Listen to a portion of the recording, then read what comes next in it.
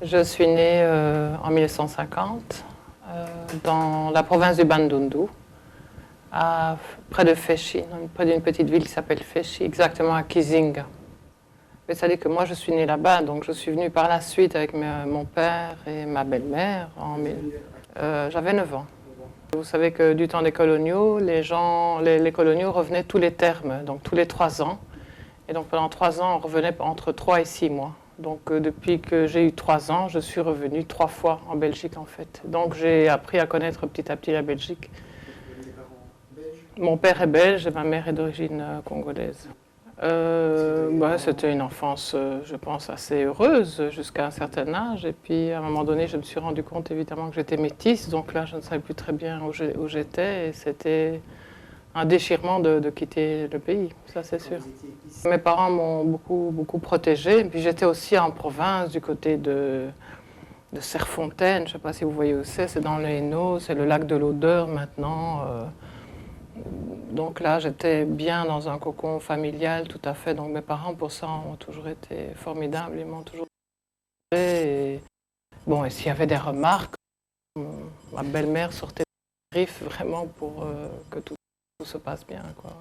À l'époque, dans les années 50, même avant, il était interdit aux Belges d'épouser des femmes africaines. Donc, mon père a rencontré ma mère en 1947 et il l'a épousée effectivement coutumièrement. Il n'a jamais pu, il a vécu avec elle pendant quelques années, mais il n'a jamais pu officialiser selon la loi belge, puisque c'était cette loi qui était en vigueur à cette époque. Donc, il n'a jamais pu officialiser le mariage et on le lui a d'ailleurs interdit. On lui a dit qu'il était venu là pour travailler pour la Belgique et non pour comme ils ont dit vulgairement, coucher avec des négresses, quoi. Elle est toujours restée au Congo. Je pense que dans les années 56, elle a dû être là où on était parce qu'elle devait être dans les parages pour venir me voir. Mais je pense qu'ils avaient dû conclure un accord comme quoi il n'y aurait plus de rapport et que ma maman était donc cette dame blanche qu'il avait épousée. Et voilà. Et donc j'ai eu des frères et sœurs. J'ai 3 frères et sœurs, je suis l'aîné. Nous sommes revenus en Belgique en 1959 où j'ai étudié, j'ai fait toute mon enfance et puis quand j'ai décidé quand j'ai eu l'occasion de retourner pour retrouver ma mère, donc je suis allée en 71, donc j'avais 21 ans. Et là, malheureusement, la situation était déjà un petit peu, était encore assez bonne du temps de Mobutu, donc j'ai eu l'occasion de voir en tout cas ma grand-mère. Et puis on m'a toujours dit que ma mère n'était pas là, qu'elle était ailleurs, qu'elle était à Kinshasa, etc. Et puis finalement on m'a présenté une dame, je passe tous les détails parce que j'étais beaucoup fêtée, vous vous imaginez, après 20 ans, 21 ans. Et chez nous c'est le matriarcat, je suis l'aînée, toutes les coutumes, etc. Donc c'était des très très grandes fêtes pendant un mois. Et j'ai retrouvé une dame, on m'a dit que c'était ma mère, donc voilà, j'ai accepté comme ma mère. Et quand je suis revenue en fait en 74, je suis retournée au village, et puis là il y a eu beaucoup de discussions, beaucoup de problèmes, et finalement j'ai appris que cette dame qu'on m'avait présentée n'était pas ma mère, qu'elle était ma tante. En fait, pour moi, j'étais venue chercher celle qui m'avait mise au monde, et là on m'a annoncé qu'on m'avait menti. En fait, cette dame qu'on m'avait présentée était en fait ma tante. Et donc je suis tombée très très malade, j'étais à l'hôtel, je voulais en fait vraiment cesser de vivre. Et puis c'est Cassius Clay qui m'a en quelque sorte sauvé la vie, puisque c'est en 1974, en juillet-août 74. Cassius Clay était là pour faire le grand match de boxe qu'on a appelé le grand match du siècle contre Foreman. Et il a appris mon histoire, et il a demandé à me voir, et puis on a beaucoup parlé, et puis finalement, j'ai travaillé pour lui pendant 1 mois et demi. Et c'est lui qui m'a vraiment sorti de tout ça. J'ai d'ailleurs eu l'occasion de retravailler pour lui encore d'autres fois par la suite. Ouais. Et donc ensuite, à partir de 74, quand je suis rentrée en Belgique, j'ai décidé de couper complètement les ponts avec l'Afrique. Je ne voulais ni plus voir, ni entendre parler, ni même me reconnaître de cette origine. Donc pendant presque 20 ans, je n'ai vraiment...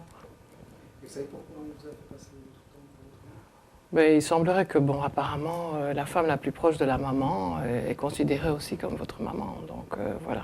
Mais bon, je crois qu'il y avait beaucoup d'autres choses qui étaient en... Bon, aussi, je serais d'une famille... Enfin, bon, je ne sais pas.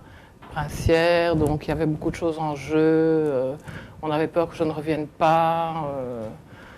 Ma grand-mère, en fait, aurait été... je dis tout ça avec du conditionnel, parce que c'est ce qu'on m'a dit là-bas, aurait été enlevée par le roi Kassongulunda à l'époque, et ma mère et ma tante seraient nées à la cour du roi Kassongulunda. Donc ça, c'est ce que j'ai appris il y a quelques années. Finalement, vous n'avez jamais rencontré votre mère? Non, finalement, ma mère, en fait, était décédée. Elle est décédée même déjà avant 71, avant que je ne vienne la première fois, elle était déjà morte.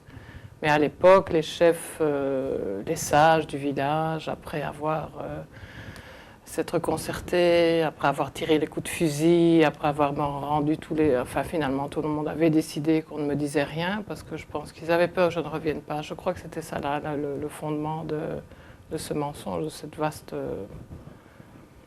mascarade pour moi, finalement, quoi. Donc là, j'ai laissé... Bon, beaucoup de choses, malheureusement, c'est ce que j'ai dit à mes frères et sœurs, qui entre-temps, ma mère aussi s'était à l'époque remariée, et j'ai dit à mes frères que nous avions perdu tous beaucoup de temps. Et donc, moi, en fait, il s'est passé quelque chose ici dans les années 95-96, si je me souviens bien, donc il n'y a pas si longtemps que ça. J'ai eu l'occasion de voir une exposition à Watermal-Boisfort, à la Vénerie, où M. Midi Goumama était venu faire une exposition de masques Pendé. Donc je suis de cette région-là. Je ne suis pas Pendé, mais je suis de cette région-là. Et quand j'ai vu ces masques, j'ai vraiment eu vraiment un déchirement en moi. Je me suis dit, je connais ces masques, j'ai déjà vu ça. Et puis j'ai parlé avec ce monsieur. Et puis je lui ai raconté mon histoire. Il dit pourquoi depuis 20 ans, je ne voulais plus voir ni l'Afrique, ni quoi que ce soit, ni parler avec des Africains. Et donc, je ne sais pas, et le contact s'est tout à fait bien fait. Et puis 3 mois après, je partais avec 2 tonnes de matériel pour l'aider, parce que lui, en fait, avait une association. Et je suis partie avec 2 tonnes de matériel, de médicaments, de vêtements, de livres, de cahiers. Et bon, ça m'a permis, par ce biais-là, par l'associatif, de retrouver ma famille sur place et de renouer avec elle. Et donc j'ai retrouvé mes frères et sœurs que j'avais vus à l'époque qui étaient tout petits, mais qui étaient maintenant des adultes avec des enfants. Donc j'ai retrouvé une 50aine de personnes. Et alors depuis, je me suis donc petit à petit remis dans la congolitude, je ne sais pas comment on peut dire.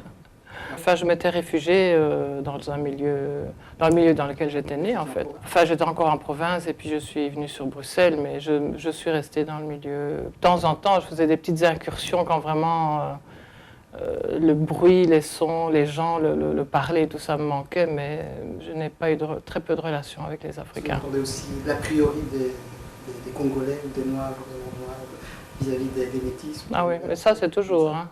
Ça c'est toujours. Encore maintenant, ces derniers temps, j'ai eu à subir beaucoup de remarques là-dessus. Le métissage, c'est très difficile, très difficile. C'est toujours très compliqué, en tout cas, surtout parmi les femmes. Les femmes congolaises, je pense que si je pense avoir 2-3 bonnes relations congolaises, des femmes congolaises avec qui je peux dire que ça passe bien, mais sinon, ça reste très difficile. Ben, toutes les métisses ont des histoires très particulières. On a toutes des histoires qui sont... Enfin, la mienne est très belle et très triste. J'ai eu la chance de savoir qui je suis, d'où je viens, de retrouver une famille, en tout cas. Mais il y en a d'autres qui ne savent pas du tout qui elles sont. Leur nom n'est même pas leur vrai nom.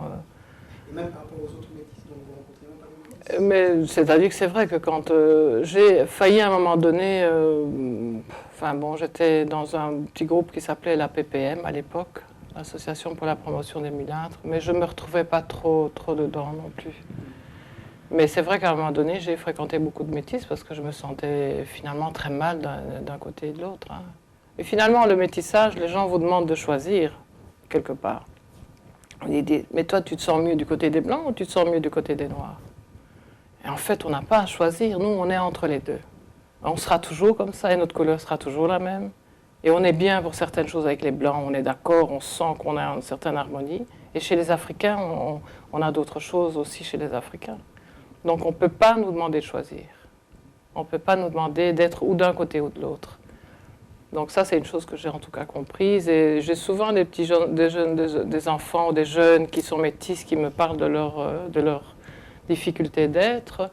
Et disons, en fait, aussi, enfin, ce qu'il y a aussi, c'est que les métis qu'on appelait avant les mulâtres, c'est aussi une autre histoire. Les métis qui sont nés ici maintenant, qui sont belges, ils ont aussi un autre comportement. Ils sont plus belges, allez, je dirais que... Mais c'est vrai que on demande souvent de choisir, d'être ou d'un côté ou de l'autre. Il y a beaucoup de chacun pour soi.